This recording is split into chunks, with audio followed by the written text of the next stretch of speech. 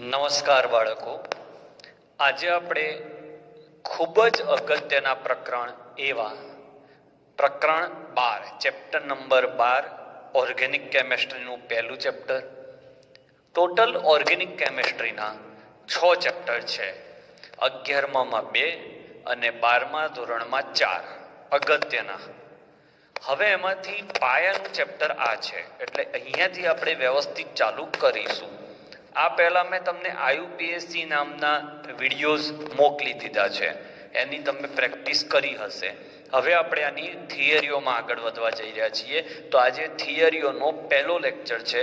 તો પહેલી જ થિયરી એ થાય કે કાર્બનિક રસાયણ વિજ્ઞાન એટલે શું. કાર્બનિક રસાયણ વિજ્ઞાન એટલે શું? તો મિત્રો, કાર્બનિક રસાયણ વિજ્ઞાન એટલે આમ તો નામમાં જ લખેલું છે. શું? કાર્બન. તો કાર્બનથી બનેલા સંયોજનો, પણ કાર્બનનો કેટેનેશનનો ગુણ સૌથી વધુ છે આખા આવર્ત કોષ્ટકમાં. કાર્બનના કેટેનેશનનો ગુણધર્મ સૌથી વધારે છે. હવે તમને પહેલો પ્રશ્ન એ થાય, સાહેબ આ કેટેનેશન એટલે શું? કેટેનેશન એટલે પોતાના જ પરમાણુ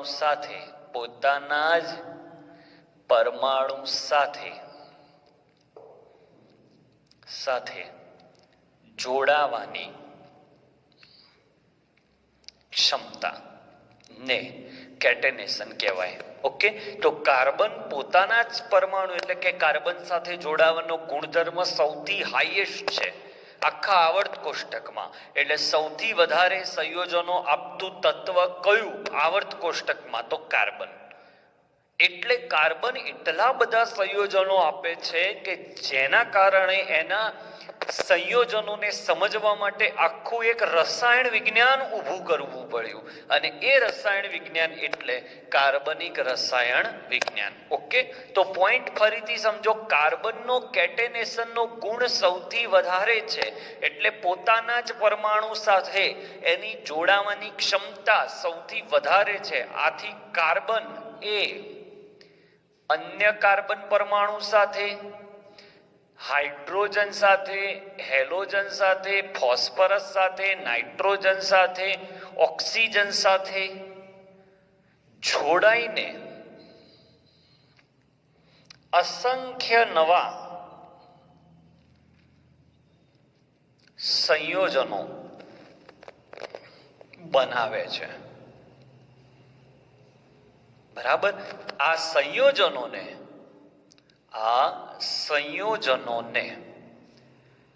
કાર્બનિક સંયોજનો કહે છે.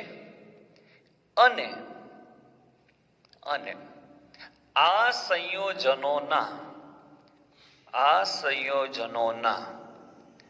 અભ્યાસ માટેના રસાયણ વિજ્ઞાનને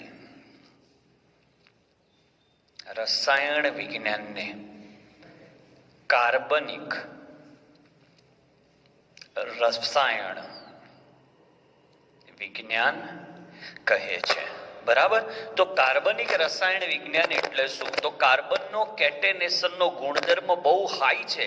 આથી કાર્બન એ પોતાના પરમાણુ સાથે જોડાવાની તો ક્ષમતા જોરદાર છે જ. એ ઉપરાંત તે અન્ય તત્વો hydrogen, halogen, phosphorus, sulphur, nitrogen, oxygen સાથે જોડાઈને અસંખ્ય નવા સંયોજનો બનાવે છે. આ સંયોજનોને કાર્બનિક સંયોજનો કહેવાય છે, અને આ સંયોજનોના અભ્યાસ કરતું રસાયણ વિજ્ઞાન એટલે ઇંગ્લિશમાં ઓર્ગેનિક કેમિસ્ટ્રી અને ગુજરાતીમાં કાર્બનિક રસાયણ વિજ્ઞાન. ઓકે, સ્ક્રીનશોટ લઈ લો. હવે બાળકો, કાર્બનિક સંયોજનોનું સંશ્લેષણ ક્યાંથી થાય છે એના ઇતિહાસ ઉપર વાત કરીએ. તો એનો ઇતિહાસ કંઈક એવો છે કે કાર્બનિક સંયોજનો કાર્બનિક સંયોજનોનો ઇતિહાસ 200 વર્ષ જૂનો છે. 200 વર્ષ પહેલાથી આ મળતા થઈ ગયા છે. બરાબર. શરૂઆતમાં લોકો એવું માનતા હતા, શરૂઆતમાં, કે જે જૈવિક પ્રણાલીઓ છે એટલે સજીવ પ્રણાલીઓ જેવી કે પ્રાણીઓ અને વનસ્પતિઓ, આમાંથી તમને કાર્બનિક સંયોજન મળે. આ પહેલાની વાતો છે. બરાબર. શરૂઆતમાં લોકો એવું માનતા હતા કે સજીવ પ્રણાલી જેવી કે પ્રાણી અને વનસ્પતિઓમાંથી કાર્બનિક સંયોજનો મળતા હશે અને નિર્જીવ પ્રણાલીઓમાંથી અકાર્બનિક સંયોજનો મળતા હશે.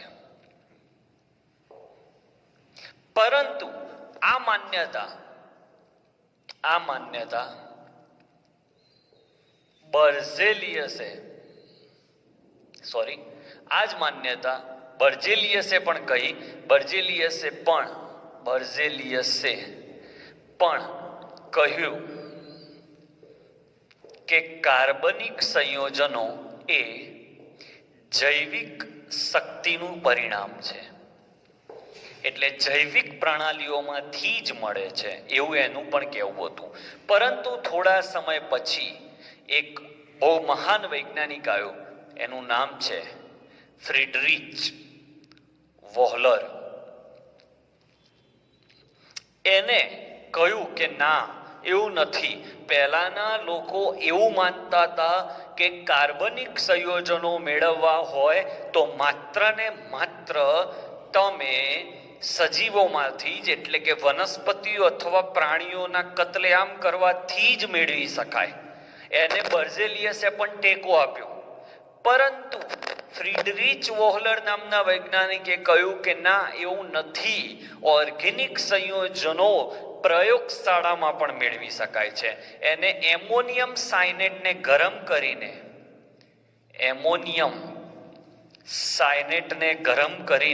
એમોનિયમ સાયનેટનું અણુસૂત્ર છે NH4, એટલે એમોનિયમ સાયનેટ ને ગરમ કરીને યુરિયા મેળવ્યો. યુરિયા એટલે NH2CONH2. ત્યાર પછી તો અનેક વૈજ્ઞાનિકોએ પ્રયત્નો કર્યા. એ લોકોને પણ આવા અકાર્બનિક પદાર્થોમાંથી કાર્બનિક પદાર્થો મળવા લાગ્યા. હાલમાં એવું કહેવાય કે 95% કાર્બનિક સંયોજનો આ મેથડથી બનાવાય છે. હજી 5% કાર્બનિક સંયોજનો એવા છે કે જે હજુ પણ પ્રયોગશાળામાં બનાવી શકાયા નથી. એ ઉપરાંત ફ્રીડરિચ વોહલર ઉપરાંત કોલ્બે નામના વૈજ્ઞાનિકે એસિટિક એસિડનું સંશ્લેષણ કર્યું. કોનું સંશ્લેષણ કર્યું મિત્રો? એસિટિક એસિડનું સંશ્લેષણ કર્યું. અને બર્થેલોટ નામના વૈજ્ઞાનિકે મિથેનનું પણ સંશ્લેષણ કર્યું. સંશ્લેષણ કરવું મતલબ મેળવવું. બરોબર. તો આ કાર્બનિક સંયોજનોનો ઇતિહાસ છે કે કાર્બનિક સંયોજનો અલગ પાડવાની શરૂઆત 200 વર્ષ પહેલા થઈ છે. પહેલાના લોકો એવું માનતા હતા કે ઓર્ગેનિક કમ્પાઉન્ડ્સ એ સજીવ પ્રણાલીમાંથી જ મળે, નિર્જીવ પ્રણાલીમાંથી મળે, બધા ઇનઓર્ગેનિક હોય, એટલે અકાર્બનિક હોય. બર્ઝેલિયસે પણ આ જ વાતને થોડું પોતાનું સમર્થન આપ્યું કે હા, કે જે કાર્બનિક સંયોજનો છે એ જૈવિક શક્તિમાંથી જ મળે. પણ ફ્રીડરિચ વોહલર એ સાબિત કરી દીધું કે એવું નથી. કાર્બનિક સંયોજનોને અકાર્બનિક સંયોજનોમાંથી મેળવી શકાય છે. એટલે એને એમોનિયમ સાયનેટમાંથી યુરિયા મેળવી બતાવ્યું. હાલમાં 95% કાર્બનિક સંયોજનો આ જ મેથડથી મેળવવામાં આવે છે. એના પછી બીજા 2 પ્રયત્નો પણ થયા. તો આ ઇતિહાસ છે. હવે આપણે ચેપ્ટરની શરૂઆત કરીશું. આ ચેપ્ટરની શરૂઆતની જે પ્રસ્તાવના છે એની વાત છે. સ્ક્રીનશોટ લઈ લો. ચલો મિત્રો, આ ચેપ્ટરની સૌથી અગત્યની થિયરી, સૌથી સહેલી થિયરી ચેપ્ટર નંબર 4 પર આધારિત થિયરી છે. કાર્બનની ચતુસંયોજકતા સમજાવો. ચતુ એટલે 4, સંયોજકતા એટલે બંધ બનાવવાની ક્ષમતા. તો કાર્બનની બંધ બનાવવાની ક્ષમતા 4 છે, એટલે કાર્બન 4 બંધ બનાવી શકે. બરાબર. તો ચતુસંયોજકતા સમજાવવા માટે આપણે જે અગાઉ મેં તમને કહેલું છે કે ઇલેક્ટ્રોન રચના વગર કેમેસ્ટ્રી નહીં આવડે, એ વાત ફરીથી કે અહીંયા જો તમે કાર્બનનો નંબર યાદ કરો તો 6 છે. એની ઇલેક્ટ્રોન રચના 1s2, 2s2, 2p2 છે. પણ જો કાર્બનને ઉત્તેજિત કરવામાં આવે, આ એની ધરા અવસ્થા છે. હવે આપણે એને થોડીક ઉર્જા સંમિશ્રણના કારણે જે થાય, ચોથા ચેપ્ટરમાં આપણે શીખ્યા હતા કક્ષકોનું સંકરણ, એ વાત આવી. તો અહીંયા કાર્બન ઉત્તેજિત થાય તો 1s2 અહીંયાનો એક ઇલેક્ટ્રોન બઢતી પામે, એટલે અહીંયા 2s1 થઈ જાય, અહીંયા 2px1, 2py1 અને 2pz1. બરાબર. આમ કહી શકાય કે ઉત્તેજિત કાર્બન પાસે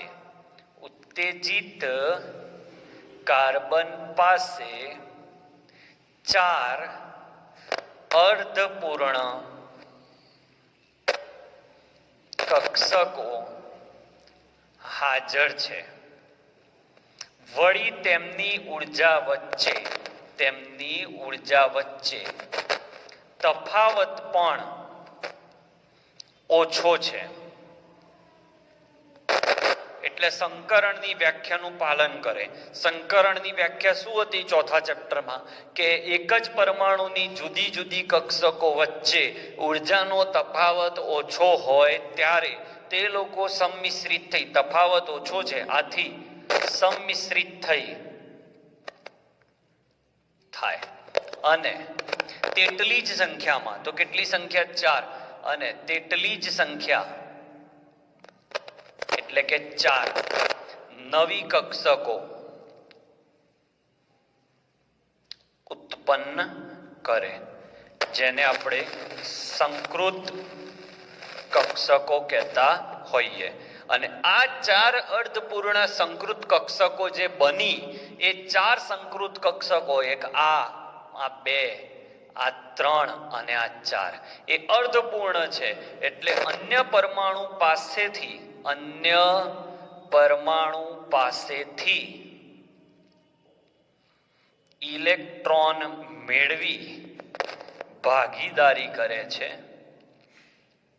ભાગીદારીથી સહસંયોજક બંધ બનાવે છે. એટલે કેટલી અર્ધપૂર્ણ કક્ષકો છે? 4 અર્ધપૂર્ણ કક્ષક હોવાથી એ 4 સહસંયોજક બંધ બનાવે છે. આથી કાર્બનની સંયોજકતા 4 છે. હવે પ્રશ્ન એ થાય કે ખબર કેવી રીતે પડી કે કાર્બનમાં સંકરણ થાય? તો કાર્બનનું એક સંયોજન આપણે સમજી લો, મિથેન લઈએ. શું લઈએ? મિથેન. તો મિથેનની અંદર 4 બંધ આ રીતે બન્યા. તો આમાંથી એક બંધ S કક્ષકના લીધે બન્યો છે. ઓકે. અને બાકીના 3 બંધ, આ 1, આ 2 અને આ 3, એ P કક્ષકના લીધે બન્યા છે. તો એક બંધ S કક્ષકના લીધે બન્યો હોય અને એક બંધ P કક્ષકના લીધે બન્યો હોય તો બંનેની ઉર્જા સમાન હોઈ શકે નહીં, કારણ કે બંને કક્ષકો જુદી છે. કક્ષક જુદી હોય તો ઉર્જા બદલાઈ જાય, તો ઉર્જા જુદી હોવી જોઈએ.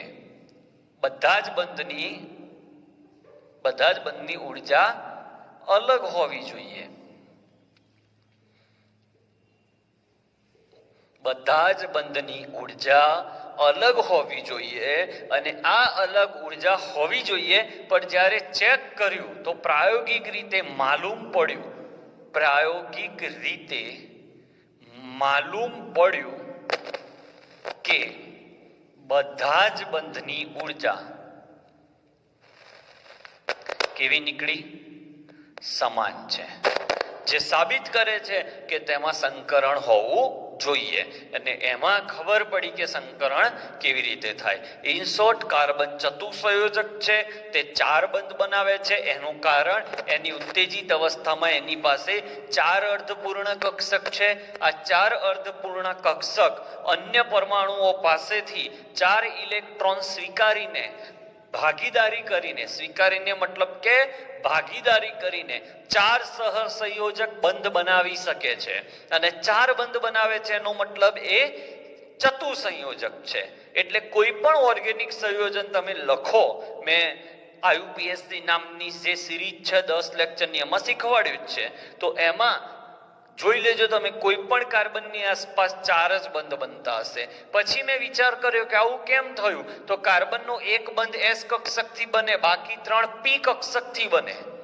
તો 2 કક્ષકો જુદી હોય તો બંનેની ઉર્જા જુદી હોવી જોઈએ, પણ જ્યારે ચેક કર્યું તો બધાની ઉર્જા સમાન નીકળી. તો આ ઘટના કેમ થઈ, તો ચેપ્ટર નંબર 4 સંકરણ થાય ત્યારે ઉર્જા સમાન હોય છે.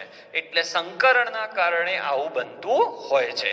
આથી કાર્બનમાં સંકરણ જોવા મળે છે. બરાબર. તો હવે પછીની થિયરી આપણે કાર્બનના સંકરણ પર લઈશું. લઈ લો સ્ક્રીનશોટ.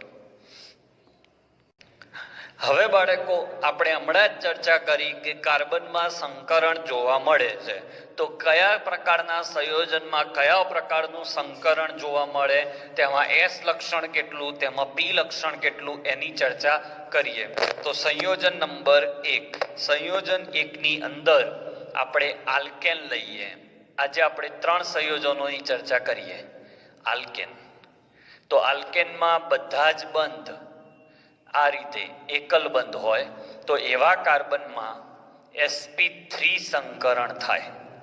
sp3 સંકરણ હોય તો આપણે ચેપ્ટર 4 માં ભણ્યા હતા, એનો આકાર સમચતુષ્ફલકીય થાય. એકલ બંધ હોવાથી બંધ લંબાઈ વધુ હોય. હવે S લક્ષણ કેવી રીતે નક્કી કરવું, તો sp3 માં S લક્ષણ કેટલું, તો S લક્ષણ માટે S કક્ષકની સંખ્યા ગણો, તો 1 ભાગ્યા કુલ કક્ષકની સંખ્યા, તો કુલ કક્ષક આ 3 અને પોતે 1, 4. તો આનું S લક્ષણ આવે 1/4. P લક્ષણ કેટલું એવું પૂછાય, તો આમાં P કક્ષક કેટલી વાર છે, 3 વાર. તો આનું P લક્ષણ થાય 3/4. આ રીતે છે. બહુ સહેલો પોઈન્ટ. ચલો બીજો પોઈન્ટ, આલ્કીન. તો આલ્કીનમાં દ્વિબંધ હોય આ રીતે, ડબલ બોન્ડ હોય. ડબલ બોન્ડ હોય ત્યારે એમાં સંકરણ, એવા કાર્બનનું સંકરણ sp2 હોય છે. આકાર એનો સમતલીય ત્રિકોણ હોય છે, જે આપણે ચેપ્ટર નંબર 4 માં સરસ રીતે શીખ્યા છીએ. ઓકે. હવે દ્વિબંધ હોવાના લીધે આપણે ચેપ્ટર 4 માં શીખ્યા છીએ, જેમ બંધ ક્રમાંક વધે તેમ બંધ લંબાઈ ઘટે. તો એકલ બંધમાંથી ડબલ બોન્ડ થાય તો બંધ લંબાઈ આલ્કેન કરતા ઓછી થાય. S લક્ષણ કેટલું, તો S કક્ષક કેટલી વાર છે આમાં, 1 વાર.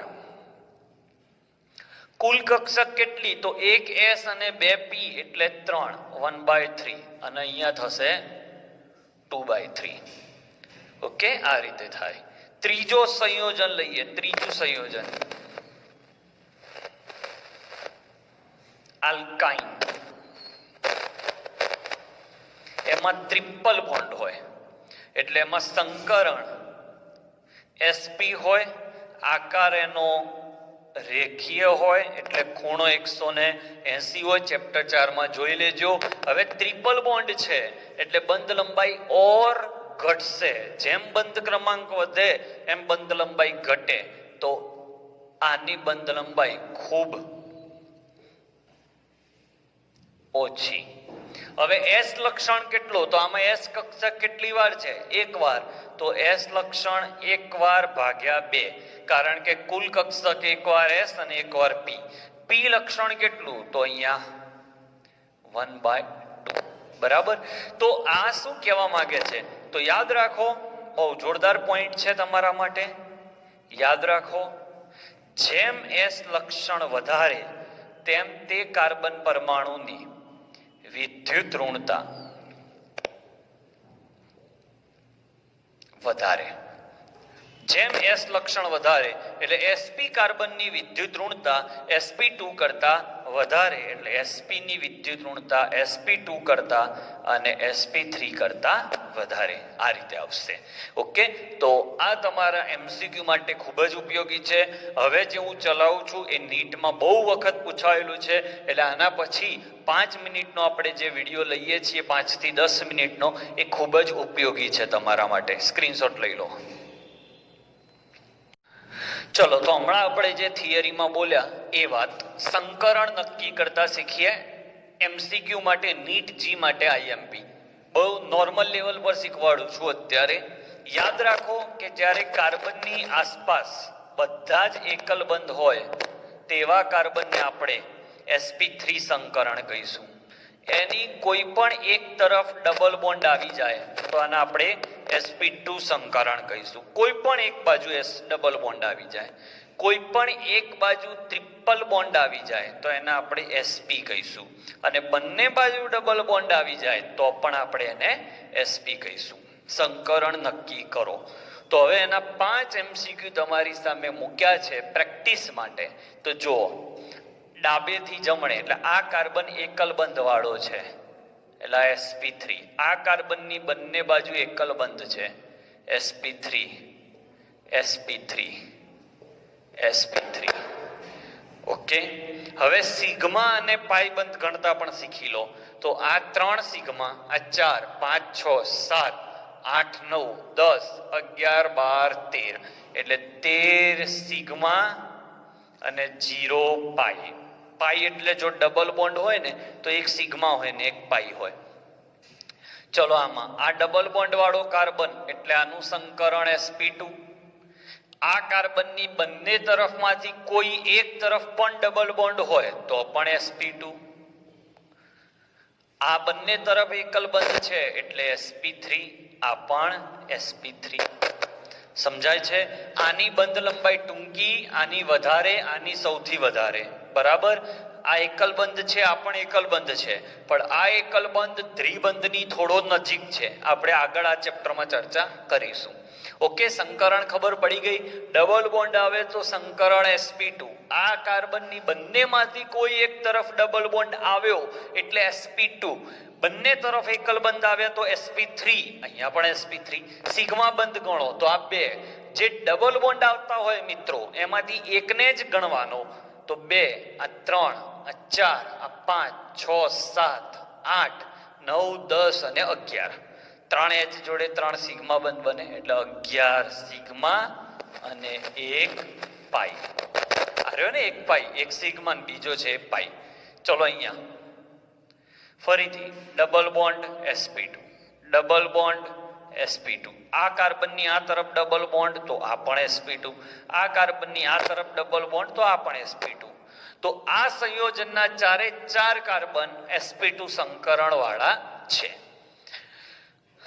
હવે સિગ્મા બંધ તો આ 2, આ 3, આ 4, આ 5, આ 6, આ 7 8 અને 9 એટલે 9 સિગ્મા અને પાઈ કેટલા? તો આ 2 માંથી એક સિગ્મા હોય ને એક પાઈ હોય, તો અહીંયા એક પાઈ અને એક અહીંયા પાઈ એટલે 2 પાઈ. ઓકે, ચલો આમાં આવો તો ટ્રિપલ બોન્ડ આવ્યો તો આ સંકરણ sp. આ કાર્બન પણ ટ્રિપલ બોન્ડ વાળો એટલે sv. કોઈ પણ એક તરફ જોઈ લેવાનું. આમાં ડબલ બોન્ડ એટલે sp2, આમાં પણ ડબલ બોન્ડ એટલે sp2. ઓકે, ટ્રિપલ બોન્ડ તો sp, ડબલ બોન્ડ તો sp2. આગળ પાછળ બંનેમાંથી કોઈ એક તરફ. ઓકે, સિગ્મા ને પાઈ તો આ એક સિગ્મા, એક H. હવે આ 3 બંધમાંથી એક જ સિગ્મા હોય, બાકી બધા પાઈ હોય. ચેપ્ટર 4 માં શીખવાડેલું છે. ફરીથી તો પણ અહીંયા એક H, એક સિગ્મા, 2 3 4. આ 2 માંથી એક જ સિગ્મા હોય, 5 6 અને 7 એટલે 7 સિગ્મા. પાઈ કેટલા? તો 3 માંથી એક સિગ્મા છે તો બાકીના 2 પાઈ. આ પણ પાઈ એટલે 3 પાઈ. આમાં જુઓ તમે તો આમાં સંકરણ થાય sp2 ડબલ બોન્ડ. હવે આ કાર્બનની બંને તરફ ડબલ બોન્ડ છે તો આ sp કહેવાશે. જોઈ લો, બંને તરફ ડબલ બોન્ડ હોય તો sp. ચલો, આમાં sp2 અને આમાં sp3. ચલો સિગ્મા બંધ ગણો તો 2 3 4 5 6 7 8 અને 9. 9 સિગ્મા. પાઈ ગણો તો 2 બંધમાંથી એક બંધ પાઈ એટલે 1 2 એટલે 2 બંધ થયા પાઈ. ઓકે, ચલો સેલ્ફમાં આપું છું એક, તમે કોમેન્ટમાં મને જવાબ આપજો.